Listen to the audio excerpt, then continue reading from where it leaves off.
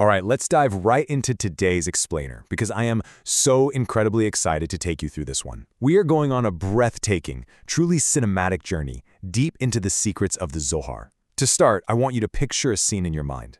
Imagine it in stunning 4K heritage-style resolution. We're looking at the youthful, absolute radiance of Joseph.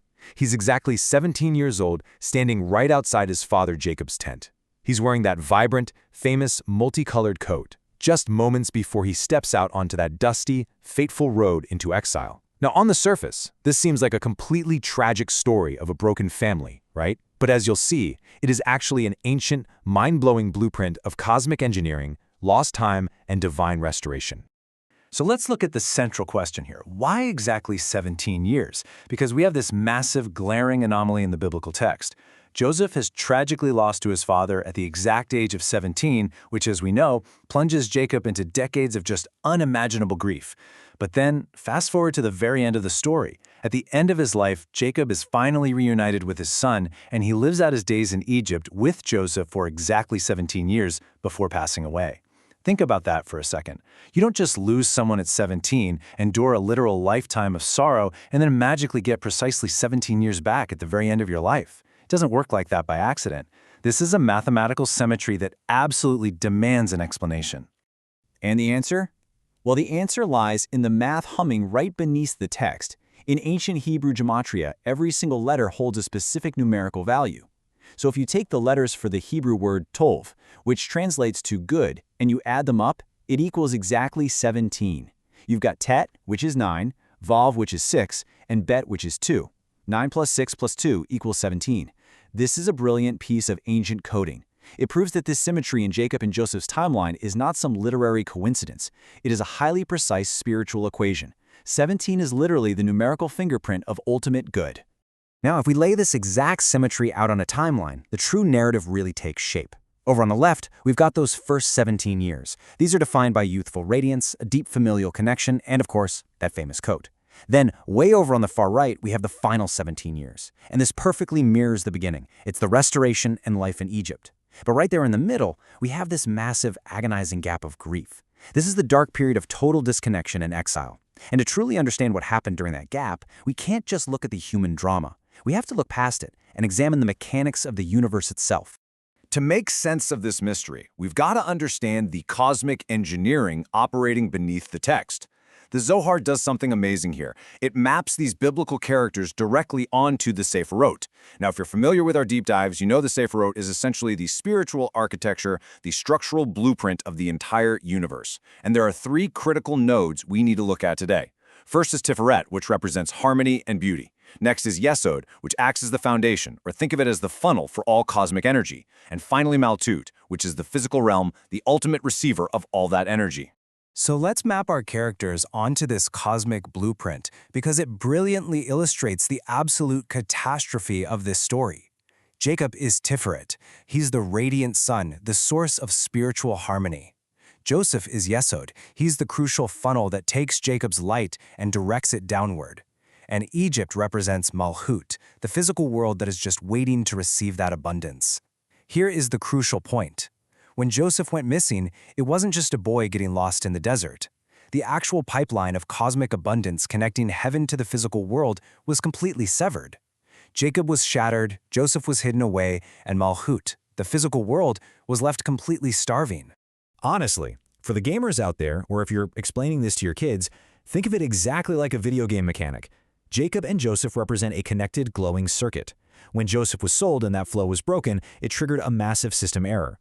Jacob's spiritual health bar instantly plummeted to zero. Because the funnel, Yesod, was forcibly removed, the vital energy simply couldn't reach the physical realm. The entire cosmic system went into this starved, totally disconnected state. And guess what? That systemic crash eventually manifested in the physical world as the famous 7 years of severe famine in Egypt. The cosmic network was down. But here, right here, is where the Zohar reveals an incredible secret, a really profound sod. What actually happened to those 17 years that Jacob lost? They weren't destroyed. I want you to think about this using a modern tech analogy. Those 17 missing years were essentially missing data packets. When the local connection failed during that long disconnection phase, the universe didn't just delete the data. No way. Instead, those 17 years of potential energy, that Tov, were uploaded and securely held in a divine cloud backup. They were perfectly preserved up there in the higher realms, just waiting for the network to be physically restored so they could trigger a massive timeline synchronization. If we track these data packets, you've got the local data, those first 17 beautiful years they spent together. Then you hit that agonizing period of cloud uploading, where, to Jacob, it felt like those years were just painfully lost to the void. But in reality, they were being stored safely in the divine realm. Finally, the Zohar explains that the moment Jacob arrives in Egypt and physically reunites with Joseph, the network connects. Boom! A massive timeline synchronization occurs, successfully downloading those perfectly preserved 17 years of energy, that ultimate mathematical Tav, right back into his life as a restored download. Literally nothing was lost. It was just being held in trust. And because of this divine backup system, our entire perspective on the story's setting totally changes. Normally, when we think of Egypt in these ancient texts, we think of it simply as a place of harsh exile and slavery, right? But viewed through the lens of the Zohar, Egypt is completely transformed. It becomes this 4K, luminous, hidden chamber of repair.